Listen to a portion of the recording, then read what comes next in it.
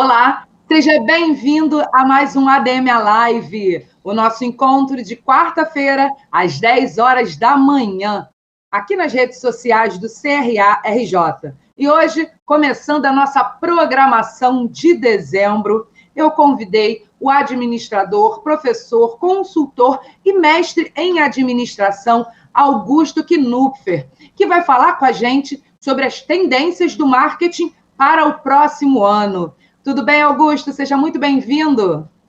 Obrigado, Érica. Bom dia a todos, enfim, ouvintes, espectadores, todos que estão nas redes, né, nas plataformas do CRA.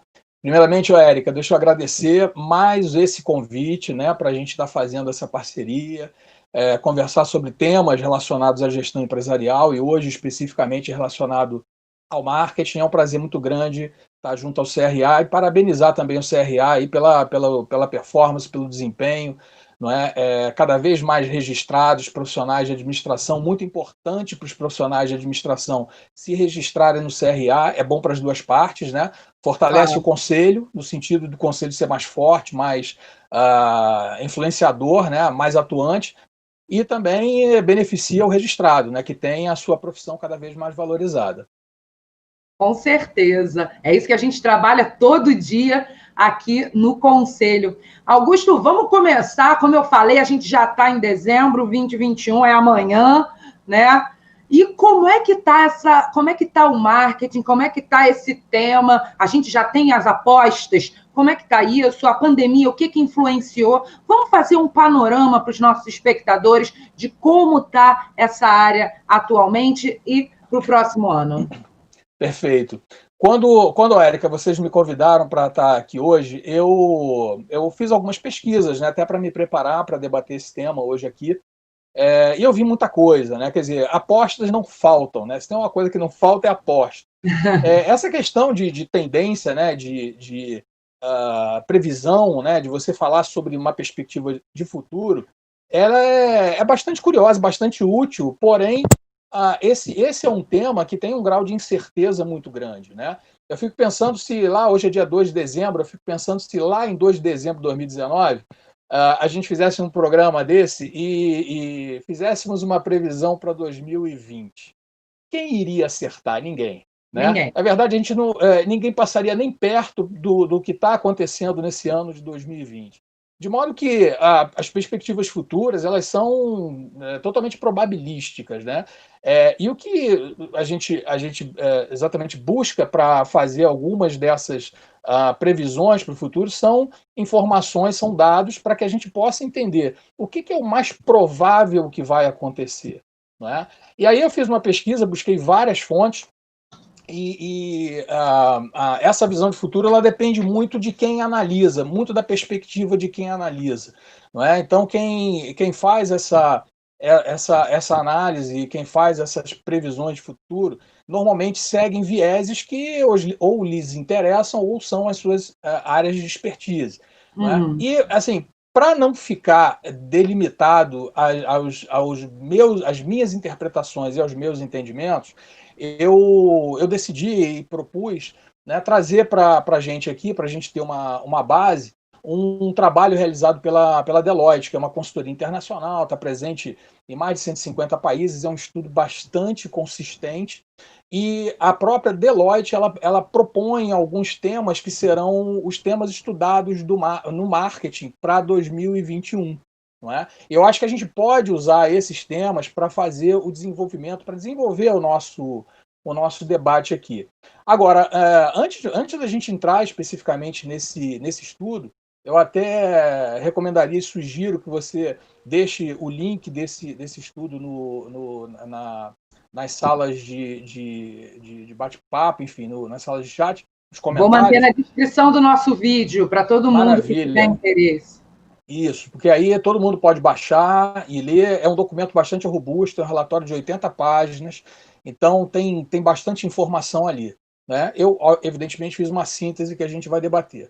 Agora, o fato é o seguinte, né? A gente está vivendo um momento que eu chamo de tempos disruptivos. Né? Até dei uma palestra para o Sebrae outro dia em relação a esse tema, os tempos disruptivos. Quer dizer, o que a gente que a gente fala sobre isso? O que a gente pensa em termos de disruptivo? Primeiro que disrupção é um evento de transformação irreversível, não é? E o que se analisa sobre esse cenário de pandemia é que ele trouxe para a gente, quer dizer, o Covid-19 e todas as restrições que vieram ao reboque, esse cenário ele trouxe para o mercado determinadas mudanças, determinadas alterações de comportamento que provavelmente serão irreversíveis, ou seja, a gente aprendeu a viver diferente. Não é? E aí não só as empresas, como os consumidores, e aí impacta fortemente as relações dessas empresas e desses consumidores.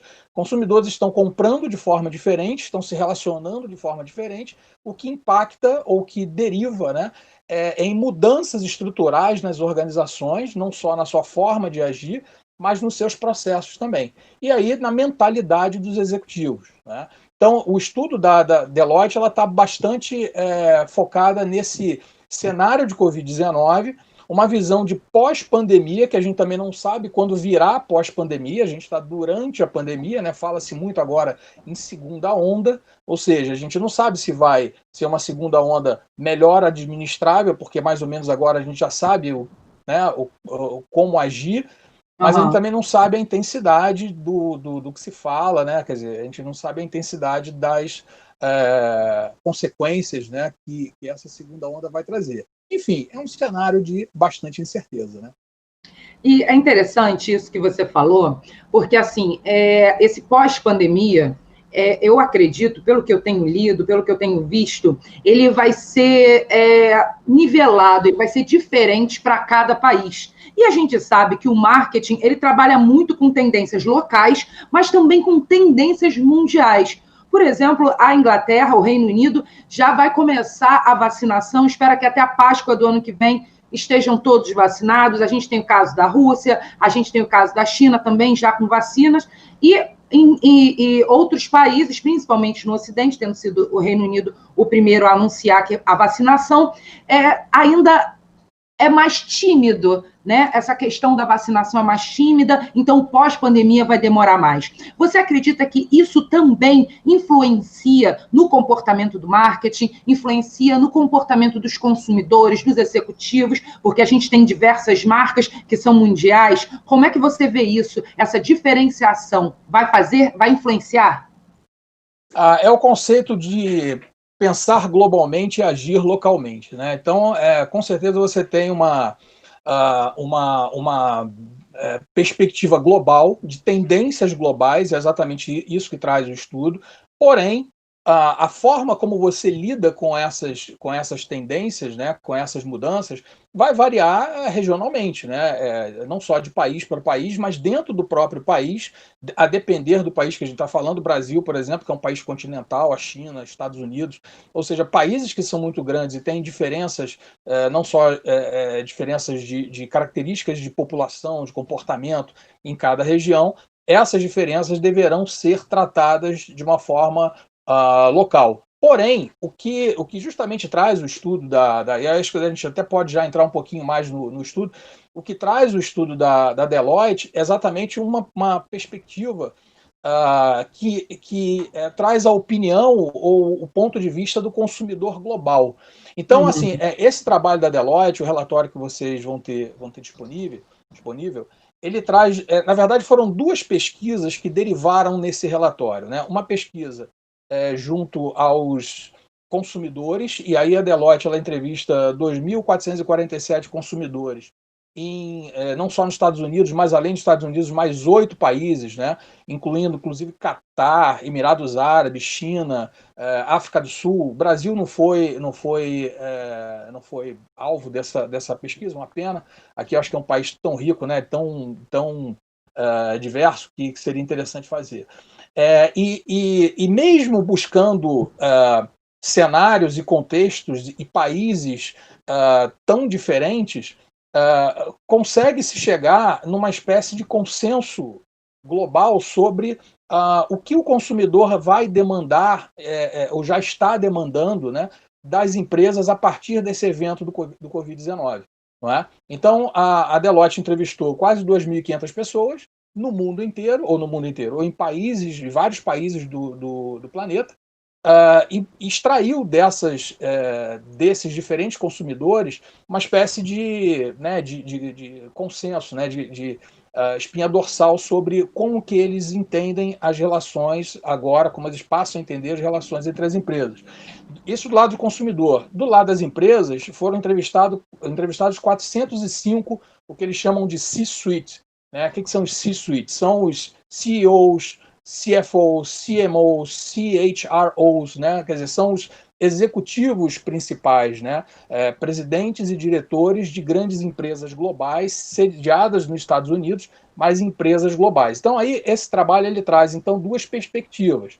A perspectiva das empresas, né, na mentalidade dos seus principais executivos, e a perspectiva dos consumidores, enquanto consumidores globais. Não é? Então, aí, Érica, essa tua observação é importante, assim, que por mais que haja diferenças, né, de como lidar com a pandemia, o problema ele é em nível planetário. Não é? E se estabelece no mundo uma percepção de crise.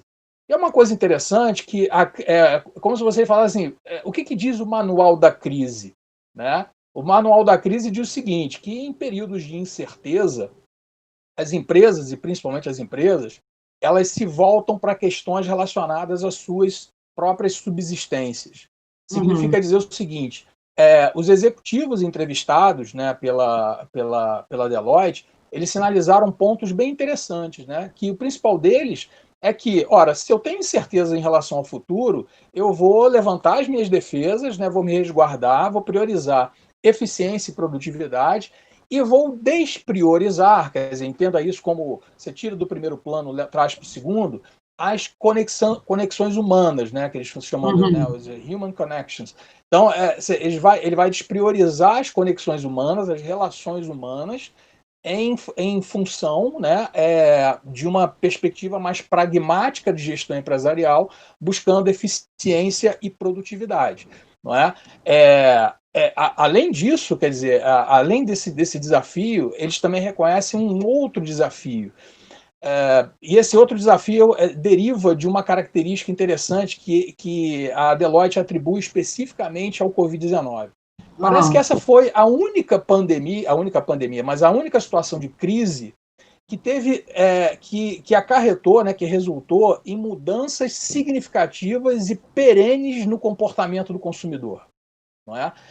Então, outras crises, e aí ele fala né, da gripe espanhola, ele fala também, por exemplo, das guerras mundiais que ocorreram no planeta, enfim, e que nenhuma dessas situações de crise global trouxeram tantas mudanças de comportamento quanto a crise do Covid-19 está trazendo.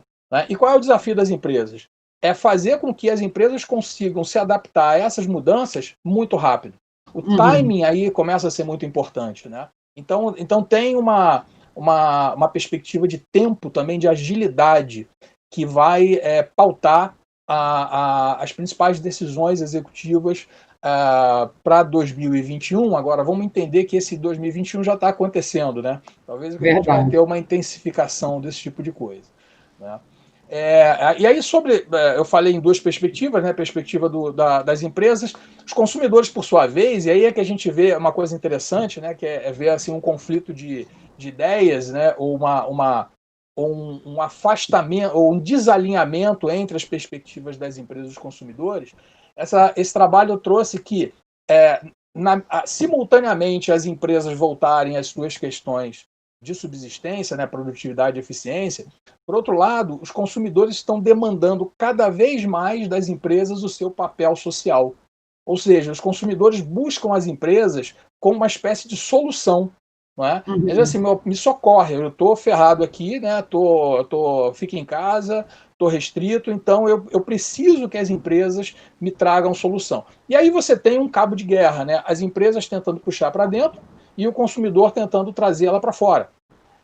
E aí está desenhado o cenário de desafio, que as tendências que vão ser pautadas a partir desse cenário. E você acredita, você falou de mudanças perenes no comportamento do consumidor, né? Muita gente diz que quando acabar tudo isso, ninguém vai ser mais o mesmo. Outras de voltar a ser como era antes. E aí, como as empresas devem lidar com isso? Como o marketing deve lidar com isso? Porque vai acabar que vai polarizar um pouquinho, né, as duas situações. Né? Como o marketing consegue jogar, né, com essas duas torcidas? Uhum. Bom, então, o que eu estava falando, né, inicialmente, tudo é uma questão também, Érica, de probabilidades, né? Então, a gente não está num cenário determinístico, a gente está num cenário probabilístico. E a probabilidade mostra que, de fato, essas mudanças serão perenes. Se a gente perceber, as mudanças elas já vêm acontecendo há muitos anos, ou pelo menos nos últimos 5 anos, sobretudo com a transformação digital. Não é? Uma das características, e aí o parêntese aqui voltando para a questão da pesquisa, né? Mas é interessante porque a tua pergunta puxa algumas coisas que o trabalho está trazendo. Uma das características desses consumidores, dado o Covid-19 e os reflexos do Covid-19, é uma adesão bastante intensa às ferramentas tecnológicas, né? A vida digital, cada vez mais intensa. Mas isso começou agora? Claro que não. A gente está vendo transformação digital já há alguns anos, né? A internet das coisas, a inteligência artificial, as próprias redes e mídias sociais cada vez mais presentes na vida das pessoas, uma transição de poder, por exemplo, já que a gente está falando de marketing, né? A gente tá vendo uma transição de poder de influência das grandes corporações de comunicação estruturadas para as mídias mais pulverizadas, né? Então, a gente vê cada vez mais as mídias sociais tomando espaços interessantes. E esse, na minha opinião, é um caminho sem volta. Então, se você pergunta, é perene? Eu tenho convicção que sim. Mas tudo é uma questão de probabilidade. Não é? Eu acho que determinados comportamentos vieram para ficar. Alguns outros serão adequados a um cenário onde você tenha ambas as alternativas, né? Quer dizer, do digital e do presencial, que a gente chama de digital, né? Quer dizer, o físico e o digital convivendo em harmonia. Então, essa perspectiva vai ser vai, de uma certa forma, equilibrar esses dois vetores, né? Agora, não resta dúvida que há modelos de comportamento que vieram para ficar e serão irreversíveis, que é o próprio conceito da disrupção, né? Até porque deram muito certo. Você vê, por exemplo, as empresas que estão adotando os sistemas de home office ou de teletrabalho como parte integrante dos seus processos de produção, seus processos de trabalho propriamente ditos. Não há perspectiva mais de retorno a um modelo anterior, até porque verificou-se que eles são extremamente eficientes e com custos bastante mais equacionados, né?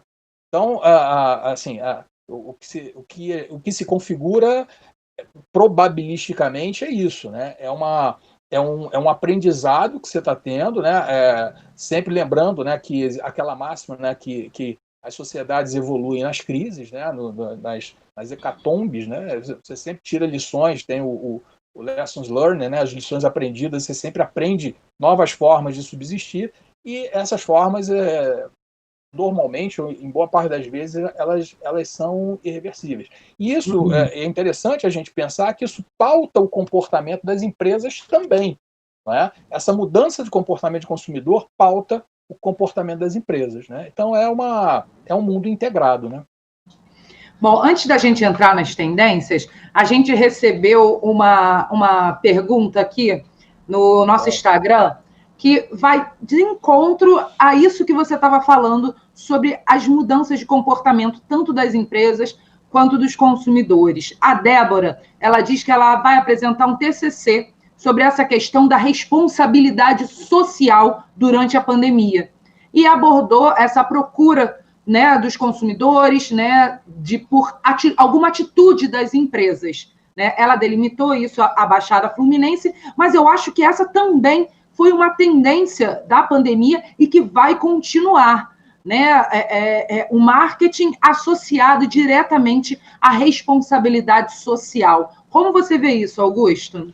Então, Érica, é uma coisa interessante, né? Porque a gente falou sobre isso há algumas semanas atrás, né? No Contracapa, né? No nosso Contracapa. Interessante, né?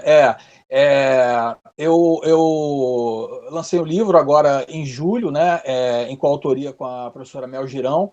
Nós somos professores da Fundação Getúlio Vargas e fizemos um programa contra a capa, e o tema do livro é Branding, Marketing e Sustentabilidade, que toca exatamente nesse ponto que a Débora colocou, não é? Que é o papel social das empresas, né, e cada vez mais intenso.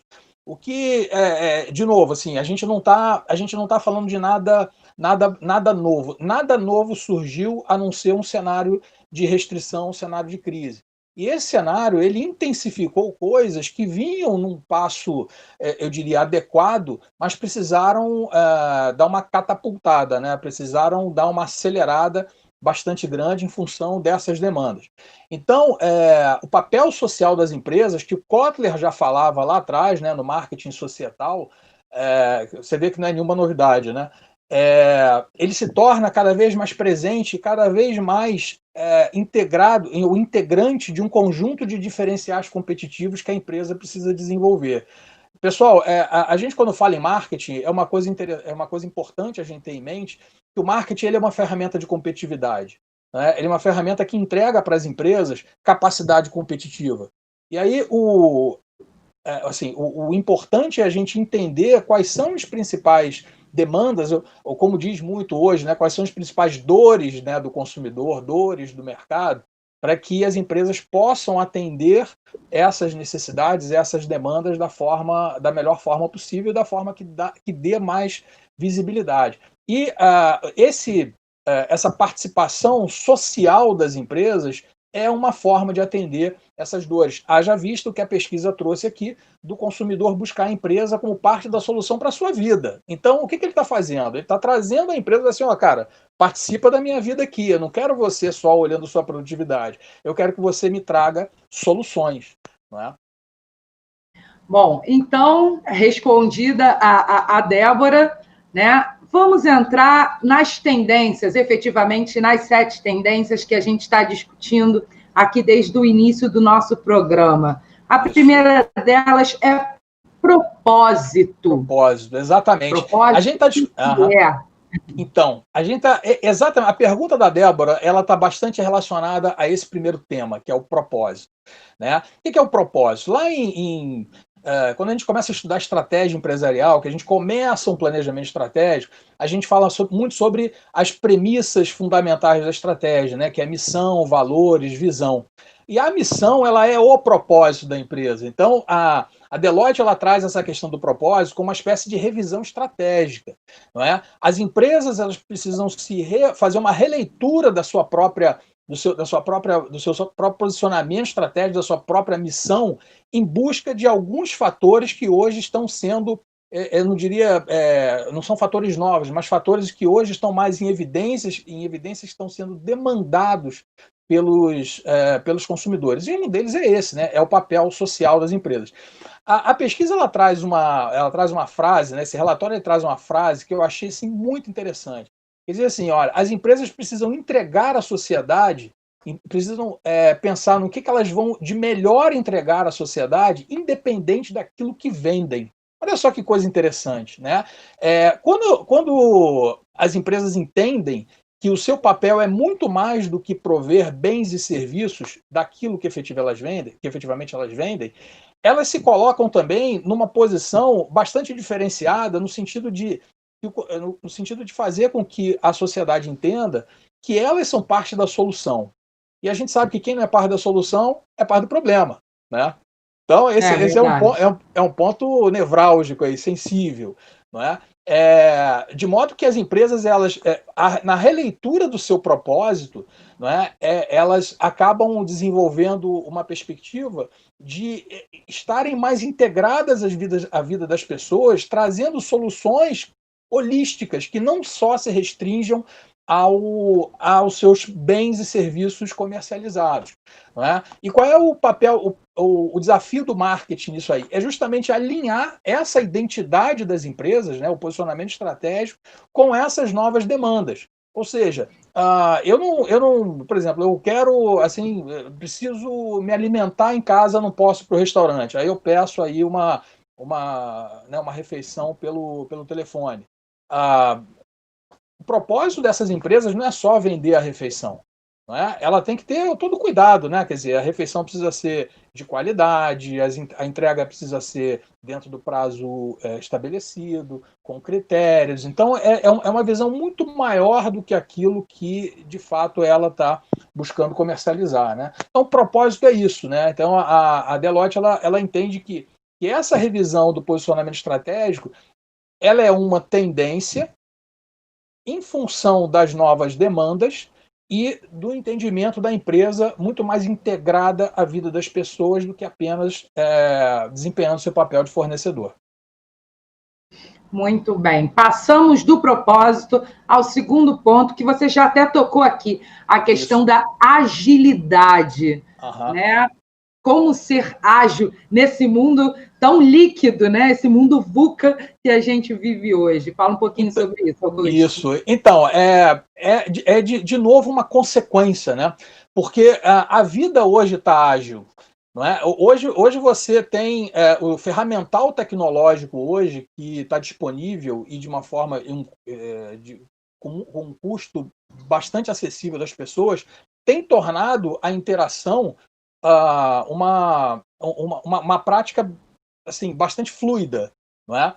E essa característica, né, de empreender agilidade, ela é uma demanda, talvez, eu diria assim, primordial das organizações, né? A gente falou um pouquinho lá atrás, né, que um dos principais desafios dos executivos detectados pela pesquisa era, de uma forma rápida, se adequar aos pleitos, né, e às necessidades desses consumidores. E a adoção dessas ferramentas, e aí entenda que nessa tendência, a Deloitte traz exatamente aquilo que é uma característica muito perceptível por nós todos, né, consumidores e empresas, que é a adoção das ferramentas tecnológicas como insumo do marketing, né? Então, cada vez mais as mídias sociais, cada vez mais as ferramentas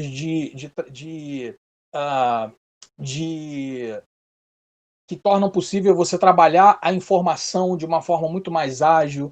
Por exemplo, há alguns anos atrás, a gente, quando começava a desenhar estratégias de marketing, a gente falava em segmentação de mercado. A segmentação de mercado hoje é talvez uma das coisas mais eficientes que a tecnologia possa trazer, porque hoje você consegue, por meio, né, das redes sociais, das mídias sociais, a gente está falando do Google Ads, Facebook Ads, conseguir delimitar o seu mercado de interesse, o seu público-alvo de uma forma instantânea, de uma forma barata, né, de maneira que você consiga acessar esse pessoal com uma eficiência muito grande. Né? Então, a adoção dessas ferramentas digitais, ela é uma prática, eu diria assim, que o marketing não tem como deixar de fazer, não é? Isso tem um reflexo bastante grande no perfil do executivo de marketing. A gente vai falar um pouquinho mais lá na frente sobre isso, mas é importante trazer agora que o executivo de marketing precisa estar bastante integrado a essas ferramentas digitais. Não é? Ele precisa entender como que elas funcionam, como é que elas operam, como é que as pessoas operam. A multicanalidade hoje é uma coisa também muito importante, né? Outro dia eu vi uma frase que eu gostei muito, ela diz assim: a minha empresa não é multicanal. Tudo bem, mas se a sua empresa não é, entenda que seus clientes são.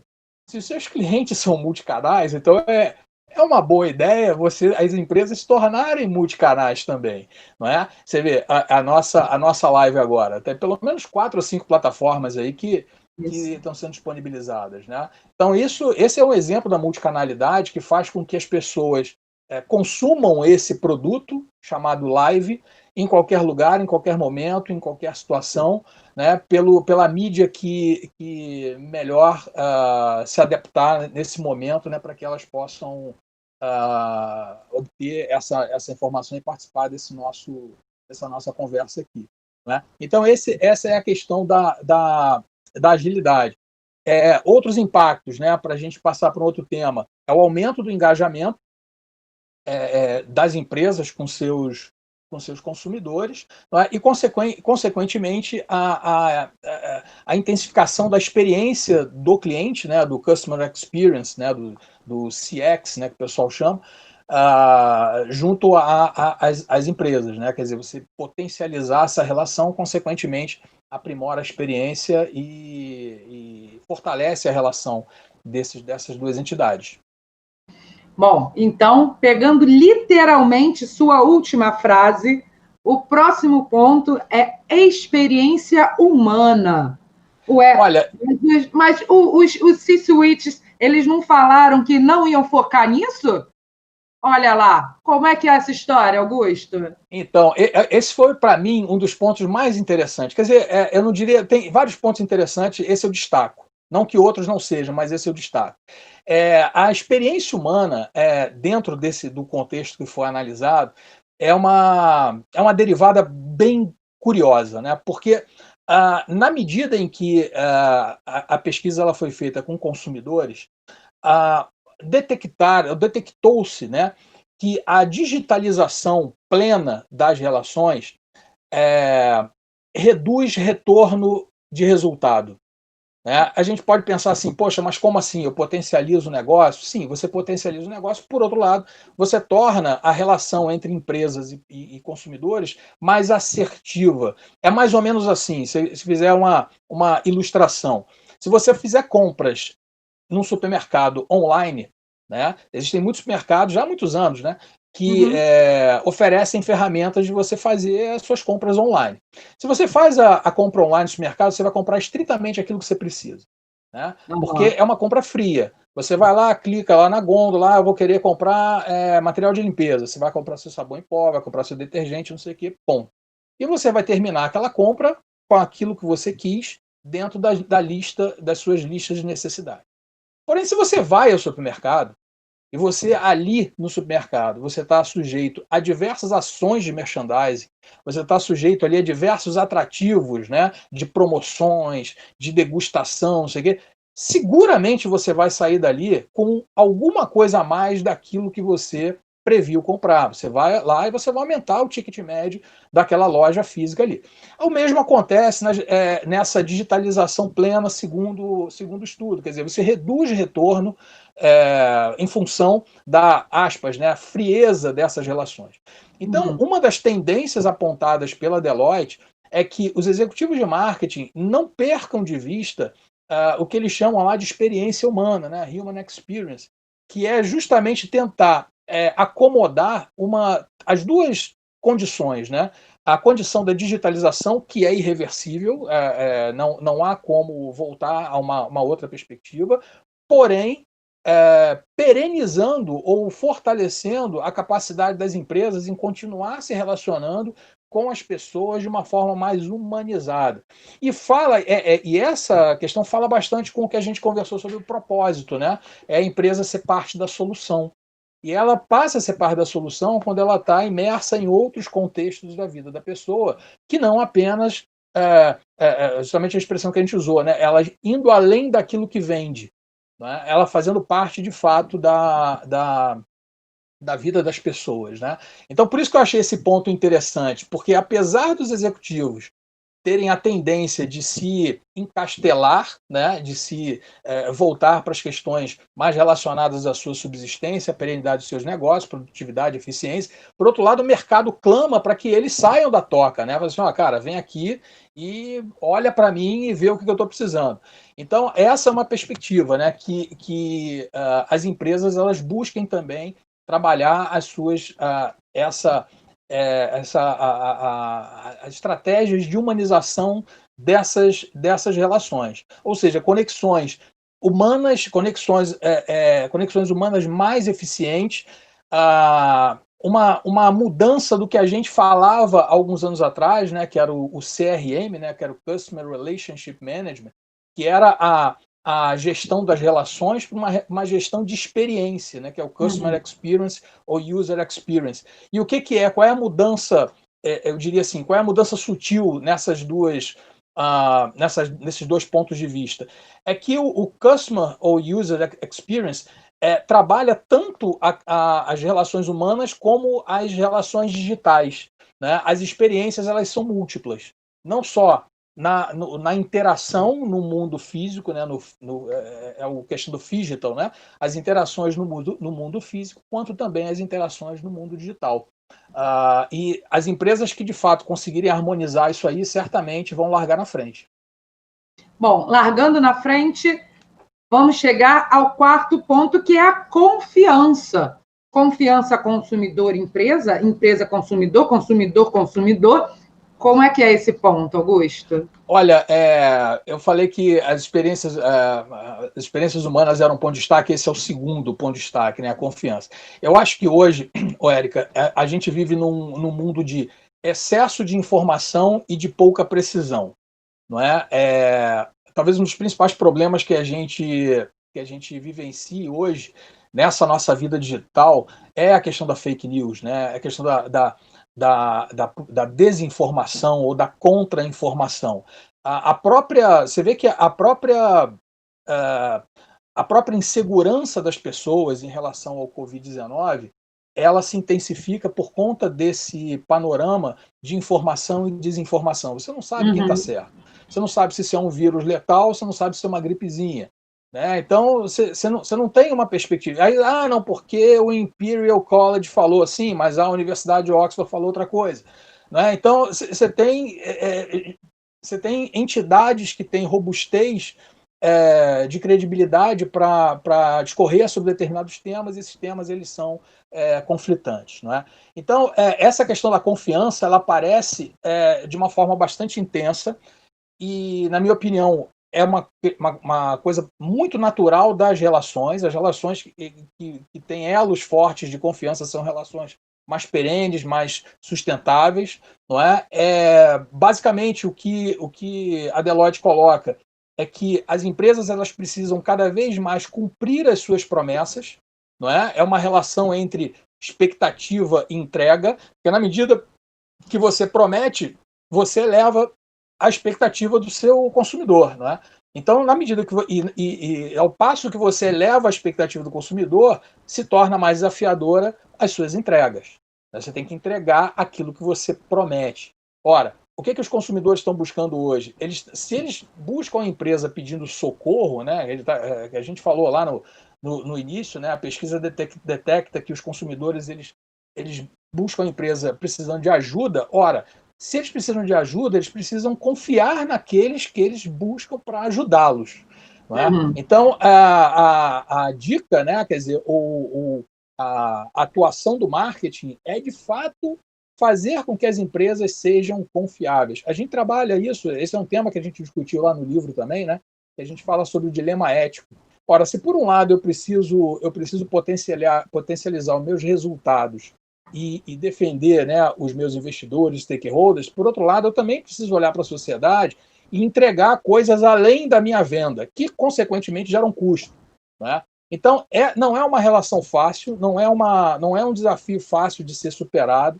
As empresas elas precisam amadurecer bastante nessa nova relação, uma relação que tem na confiança um diferencial competitivo muito grande. Não é? Eu costumo dizer que é muito importante que as empresas elas sempre tenham soluções para os problemas dos clientes, porque aquelas empresas que têm, aqueles clientes que têm experiências de problema com empresas, problemas esses que foram resolvidos satisfatoriamente, essas empresas passam a ter muito mais confiança do seu cliente, ou seja, os clientes passam a confiar muito mais, né, em empresas que conseguiram solucionar os seus problemas do que aquelas sobre as quais esses clientes nunca tiveram necessariamente uma experiência ruim. Né? É um negócio meio contraditório, mas é a pura verdade. Né? Porque quando você tem um problema com uma empresa e ela resolve, você sabe que ela dá conta. Né? Então, esse é o drive que vai fortalecer a relação de confiança entre consumidores e as suas empresas. Bom, e o nosso quinto ponto, ele fala de participação. Né? O que seria essa participação? Pelo que eu li, tem muito a ver com a questão da experiência humana também. Então, explica para a gente esse ponto, Augusto. Olha, como eu falei, né, existem coisas que são eventualmente tratadas como inovadoras, mas elas não são. Né? Esse tema, participação, é basicamente uma intensificação do que se fala há quase uns 20 anos, pelo menos 15 anos, né? Sobre cocriação de valor. Quem primeiro trouxe um texto sobre isso foi um consultor indiano já falecido, C.K. Prahalad. Ele traz lá em 2004 um texto que fala sobre essa questão da cocriação. O que é a cocriação? A criação conjunta, né? De quê? De valor. Ou seja, empresas e consumidores conjuntamente buscam desenvolver valor para ambos, né? Tanto para empresas quanto para consumidores. Quando a Deloitte traz esse tópico, né, essa tendência de participação, o que ela está querendo dizer aí é que nesse cenário de incertezas, nesse cenário desafiador e de mudanças de paradigma, o que se tem é uma perspectiva, uma possibilidade, né, probabilística, de aumento da reunião, das relações entre empresas e consumidores na busca de valores mútuos. Não é? Os consumidores participando cada vez mais das decisões das empresas, tanto assim de uma forma intensa, de alta intensidade, ou de baixa intensidade. Eles chamam de high touch ou low touch. Né? Que é assim, o consumidor que é um consumidor de baixa intensidade é aquele que interage, que dá um feedback, não sei o quê. O consumidor que é um consumidor de alta intensidade, ele entra propriamente dito no problema, né? Ele abraça uma causa de uma organização e tenta contribuir com essa organização de forma que ela desenvolva soluções que vão atender, que vão beneficiar a ambos, né? É por isso que eu falo que são benefícios mútuos. Né? Então, assim, a participação é justamente um amadurecimento dessa relação. Tem a ver com o Human Experience? Não tenha dúvida. Mas repara que não é só uma via de mão única, passa a ser uma via de mão dupla. Né? Tanto a empresa engajada no cliente, quanto o cliente engajado na empresa. É isso que essa premissa traz e que, probabilisticamente, é o que os executivos de marketing precisam desenvolver para o ano que vem. Você falou de cocriação. O nosso próximo tema é fusão, né? Mais união, mais confiança. Como é que é isso, Augusto? Então, esse tópico da fusão, ele é mais ou menos a mesma coisa, só numa outra perspectiva, né? Se quando a gente fala em participação, a gente fala de um engajamento maior entre empresa e consumidor, a fusão a gente vai falar sobre o engajamento entre empresas, não é? Veja só, o manual da crise diz o seguinte, né? Que toda vez que você está num momento crítico, você busca a sua subsistência, a perenidade do seu negócio, né? Redução de custos, redução de desperdícios e tal, e otimização da produtividade, né? Você potencializar a produtividade. Ora, essa crise ela mostrou que o engajamento entre empresas que possam juntas criar valor para seus clientes em comum, ela passa a ser uma premissa também. Ou seja, quer dizer, talvez um bom exemplo, né, que eu consigo ver agora é o conceito do marketplace. Repara só, a Americanas virou o marketplace. Ora, o que é o marketplace? Marketplace vamos lá, um ambiente de vendas. E a Americanas ali, ela proporciona um instrumento de vendas para outras empresas de varejo, que teoricamente seriam seus concorrentes. Mas nesse momento, elas estão engajadas numa solução benéfica para o consumidor final, que é o conceito do one-stop shop. Você entra hoje no marketplace da Americanas e você encontra tudo. Não é? Então, é como se fosse um grande shopping virtual em que eu vou lá e encontro do parafuso à massa de pastel. Enfim, eu tenho todas as minhas soluções dentro de um mesmo ambiente colaborativo.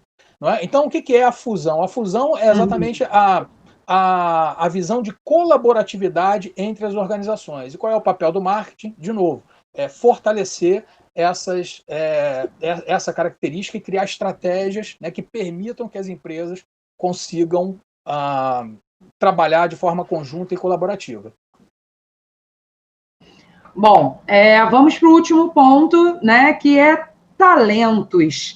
Né? E esse ponto, ele parece muito com uma pergunta que a gente recebeu aqui no Instagram, da Anete Correia, em que ela fala da relação das empresas éticas, né, quanto à ética, e o cuidado com seus próprios colaboradores. Se isso influencia no marketing. O que você acha sobre isso e se apareceu algo sobre isso na pesquisa? Podemos incluir isso em talento, no trabalho do profissional de marketing, Augusto?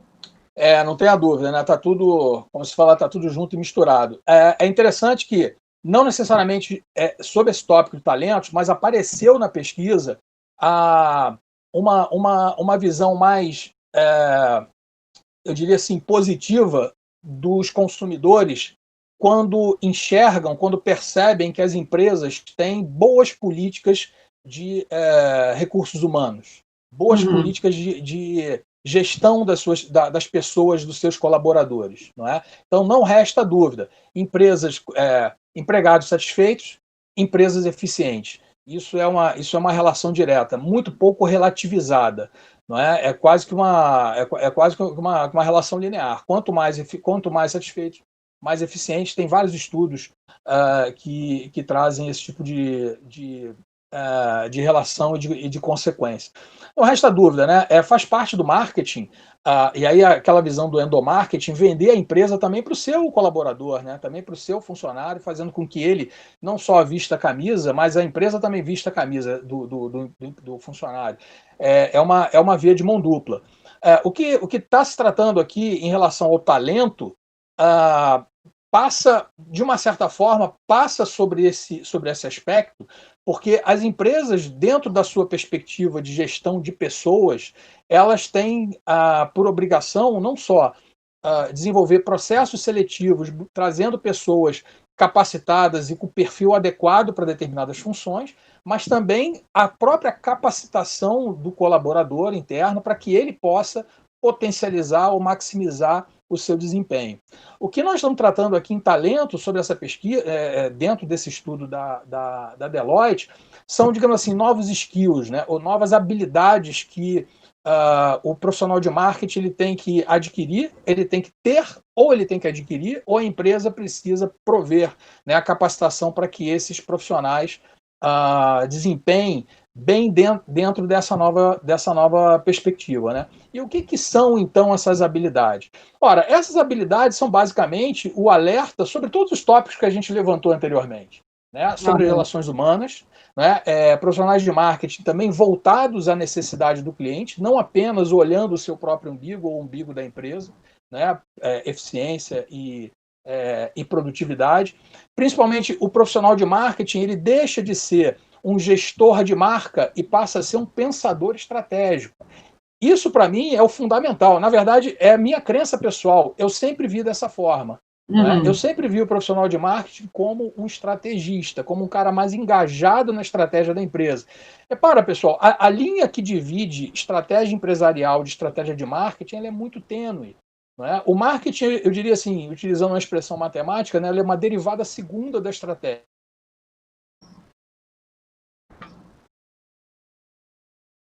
Estratégia corporativa ou da estratégia competitiva, da estratégia empresarial de uma forma geral.